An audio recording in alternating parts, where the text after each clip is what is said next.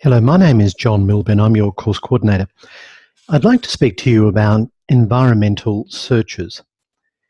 If you're practicing an environmental law as an advisor or practitioner generally, you may be called upon to provide advice to people that are considering purchasing property which may have some environmental law aspects to it, or you may be advising someone or assisting someone who's already signed a contract to purchase some property which may have some environmental aspects relevant to it.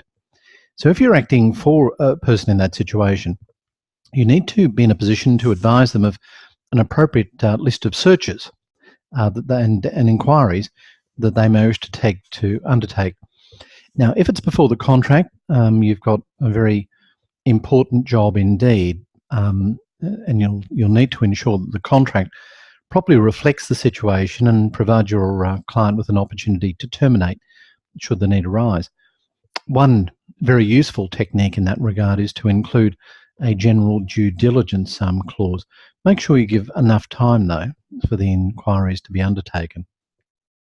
So if you're acting for someone who's buying a property or thinking about buying a property, you would, of course, undertake the normal searches, such as the search of the title and the plan, land tax, building, Department of Transport, maybe a company search, and maybe something to do with the personal property security register. Those sorts of searches are fairly standard conveyancing searches. But there are some specialised searches that you might need to consider. Firstly, think about the Environmental Protection Agency. There is a search that you can do to ensure or determine rather if the land in question is on the Environment Management Register or on the Contaminated Land Register. Now, that search does not provide all information under the Environmental Protection Act that could give rise to statutory rights of termination, but it is a very good start. And termination under the contract may be available in certain circumstances.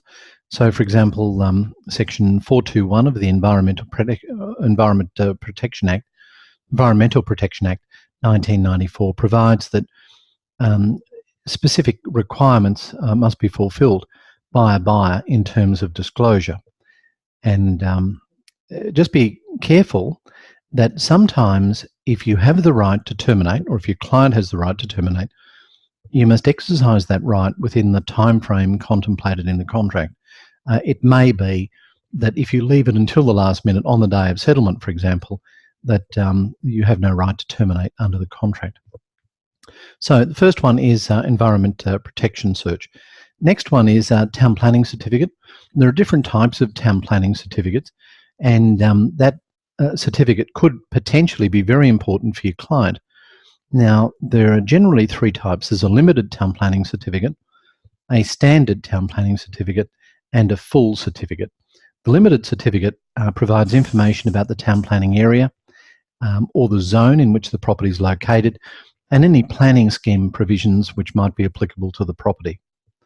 A standard certificate provides that, and also a copy of every decision notice relevant to the property.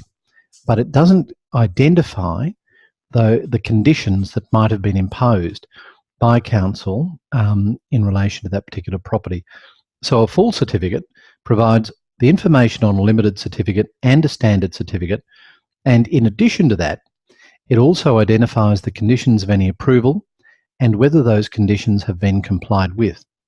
So a full certificate will determine those very important matters relating to conditions which attach to the property. It will be no excuse for your client to say after the event that they weren't aware of the conditions that had been imposed by council in relation to that property, because the conditions attached to the property and not to the person to whom the conditions were directed. So that can be very important. Now, a full certificate can be extraordinarily expensive. I'm talking thousands of dollars potentially, and it will take some time, so be aware of that. The next thing is administrative advisors.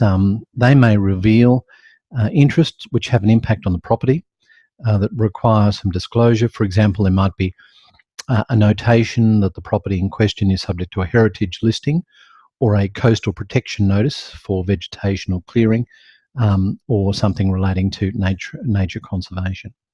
So there are some extra searches that you might wish to undertake.